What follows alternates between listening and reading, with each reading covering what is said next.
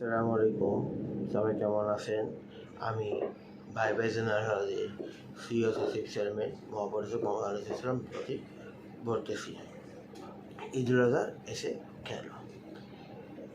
এখন পাশে পাশে ভাবি, আপনার বউকে এসে বলবো, ভাবি ঈদুল আজহা তো এসে গেল, ঘি, সরিষার তেল, হলুদের গুঁড়া, মরিচের গুঁড়া, ধনের গুঁড়া, জিরার গুঁড়া, দারচিনি গুঁড়া, কাঠবাদাম, কিশমিশ, কাজু বাদাম কোথায় পাবো? আপনার বউ বললো, ভাবি পাশের দোকান আছে, ওখান থেকে কিনে।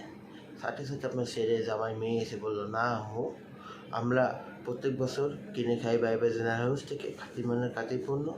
এবারও ইনশাল্লাহ আমরা ভাই ভাই জেনারেল হাউস থেকে কিনে খাবো খাঁটি মানের খাঁটি পণ্য। কী কী?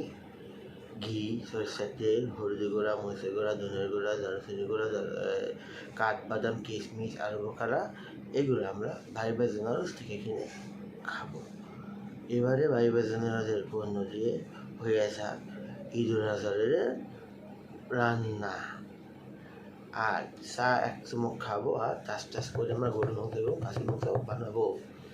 বানাতে যে একটা ক্লান্তি লাগে সেটাকে দূর করতে হলে আমরা এক চুমুক চা খাবো, আর টাস করে আমরা গরু মাংস এবং খাসি মাংস বানাবো। তা যদি ভাই ভাই জেনারেলের চা হয়ে থাকে তার আর কোনো কথা নাই।